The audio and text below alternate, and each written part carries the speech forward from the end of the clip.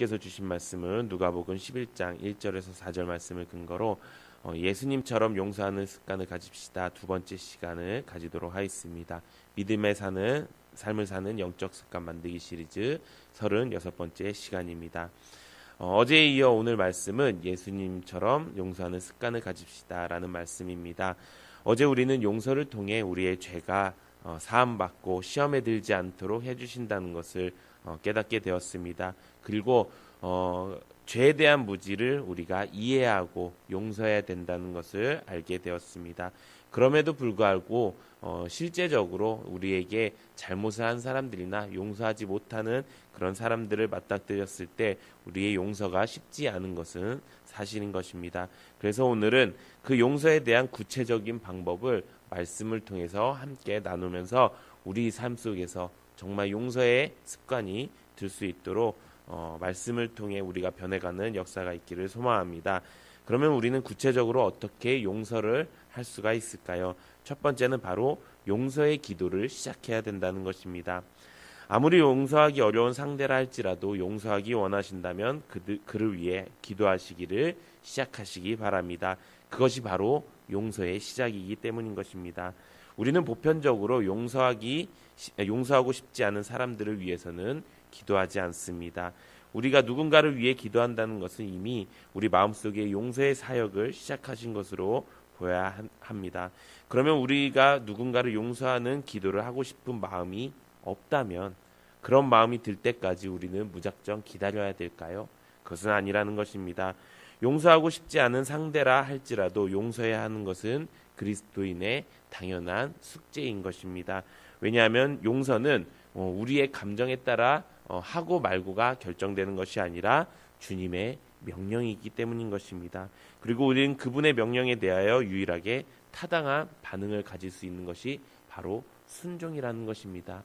용서라는 것은 내가 하고 말고의 선택적 문제가 아니라 하나님께서 우리에게 말씀하신 순종에 대한 결정이라는 것입니다. 성경은 우리가 누군가를 용서하고 싶은 느낌이 들거든 용서하라고 가르치지 않습니다. 누군가 용서하고 싶다 혹은 용서하고 싶지 않다라는 정서적 느낌을 떠나서 용서가 주님의 명령이라면 우리가 용서를 해야 한다는 것입니다. 이런 의지적 반응이 바로 순종의 시작인 줄로 믿습니다. 그리고 이런 순종의 가장 큰 보편적인 시작이 바로 그를 위해서 기도하는 것입니다. 오늘 본문 누가복음 11장에 보면은 예수님께서는 소위 주기도를 제자들에게 가르치면서 무엇보다 용서의 기도를 실천하실 것을 말씀하고 계십니다.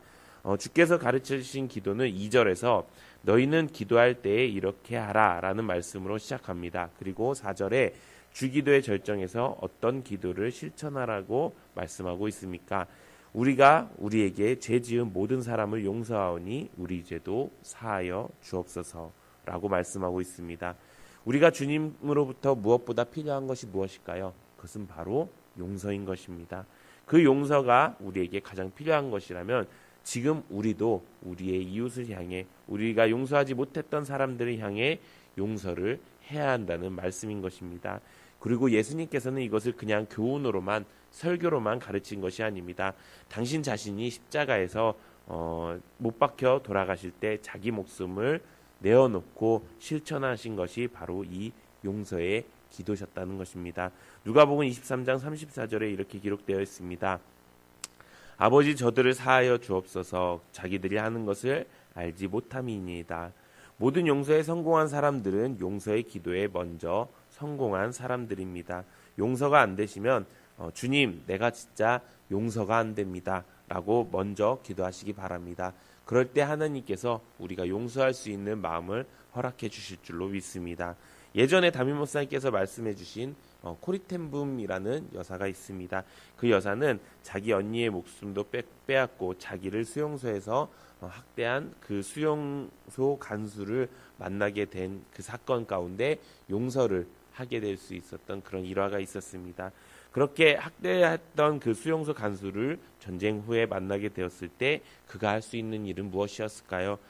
하나님 저 사람만큼은 용서할 수가 없습니다라고 솔직하게 주님께 아뢰는 일이었다고 합니다. 그러나 그녀의 내면에서 들려오는 하나님의 음성은 무엇이었을까요? 그것은 바로 용서하라 였습니다. 그 코리텐붐 여사는 다시 전 용서할 마음이 생기지 않습니다 라고 대답합니다. 그럴 때 주님께서는 그녀에게 이렇게 얘기합니다. 난 내게 용서할 마음이 있느냐고 묻는 것이 아니라 용서하라는 나의 명령에 순종하느냐라고 물으셨다고 합니다. 그때 마침내 자신의 감정과 상관없이 그녀가 의지적으로 그 말씀에 순종하기로 결단하고 그 두 팔을 내밀어 그를 안는 순간 하나님은 진정 그 마음속에 용서하는 마음을 부어주셨다고 그녀가 간증했습니다. 주님, 난 용서할 수 없어요 라고 기도하는 순간 이미 하나님께서는 우리에게 용서할 수 있는 능력을 주어주시고 있었다는 것입니다. 그렇기 때문에 우리가 용서를 하지 못하는 그 사람을 향해서 용서하기로 결단하고 용서의 기도를 시작하십시오. 기도하는 사람에게 용서하지 못할 사람은 아무도 없는 줄로 믿습니다. 두 번째는 이것입니다. 두 번째는 용서의 마음을 우리가 표현해야 한다는 것입니다. 세상의 어떤 덕목들은 표현되지 않아도 전달되어지는 것들이 있습니다. 그러나 표현되지 않으면 전달되어지지 않는 것이 두 가지가 있습니다. 그것은 무엇일까요? 바로 하나는 용서이고 하나는 사랑인 것입니다. 용서와 사랑은 표현하지 않는 한 상대방이 용서받은 것을 알지 못합니다. 그리고 사랑받고 있음을 알지 못한다는 것입니다. 그런데 용서와 사랑은 결국 하나라고 이야기하고 있습니다. 왜 하나입니까? 용서의 열매는 바로 사랑이기 때문인 것입니다. 그래서 어떤 시인은 이렇게 얘기합니다. 종은 울릴 때까지 종이 아니다. 노래는 불리어질 때까지 노래가 아니다. 사랑은 표현될 때까지 사랑이 아니다 라고 이야기했습니다. 우리 한국인은 많은 문화적 유산을 지닌 민족이라고 합니다. 그러나 한국인의 유일한 약점이 있다면 바로 표현력의 빈곤이라는 것입니다. 한국인들이 가정생활의 치명적인 빈곤 중에 하나가 바로 사랑 표현의 결핍이라고 이야기합니다. 우리는 얼마나 가정 안에서 또 우리는 얼마나 사람들에게 잘못했습니다. 혹은 사랑합니다라는 표현을 어색해하고 있을까요? 그러나 성경을 관찰해 보면 그렇지 않습니다. 성경은 얼마나 용서와 사랑의 언어를 가득 메우고 있다는 것입니다. 사랑하는 자여, 사랑하는 자들아, 내가 너를 용서하노라, 내가 너를 사랑하노라 라고 말씀하고 있습니다. 예수님께서도 용서와 사랑을 마음으로만 간직하지 않으셨습니다. 그리고 십자가 앞에서 당신이 용서하시는 사랑을 공개적으로 표현하시고 우리에게 말씀하셨습니다. 바울은 로마서 5장 8절에 이렇게 말씀하고 있습니다. 우리가 아직 죄인 되었을 때 그리스도께서 우리를 위하여 죽으심으로 하나님께서 우리에 대한 자기의 사랑을 확증하셨느니라 라고 말씀하고 있습니다. 저는 이 땅에 우리의 가정이 회복하기 위해서 또 우리의 교회가 회복하기 위해서 좀 더 대담한 사랑의 전달과 표현이 있어야 된다고 생각을 합니다. 만약에 우리 가운데 더욱더 용서할 수 있는 표현, 사랑할 수 있는 표현이 넘쳐난다면 우리의 교회와 우리의 가정들은 그만큼 더 빨리 회복될 수 있을 것이라고 믿습니다. 우리가 이렇게 예수님처럼 용서하는 습관 가지시기를 소망합니다. 용서는 하나님께서 우리에게 보여주신 가장 큰 사랑인 줄로 믿습니다. 그리고 이 사랑을 하나님께서는 우리에게 똑같이 요구하고 계십니다. 그러면 우리의 사정과는 상관없이 하나님께 순종하는 마음으로 우리가 용서하면 되는 것입니다. 우리는 내 마음대로 사는 사람이 아니라 하나님의 말씀대로 사는 천국 시민이기 때문인 것입니다. 이렇게 우리가 천국 시민답게 우리가 용서하지 못하는 사람들을 용서하고 사랑하면서 살아가는 우리 모두가 되기를 예수님의 이름으로 축원드립니다.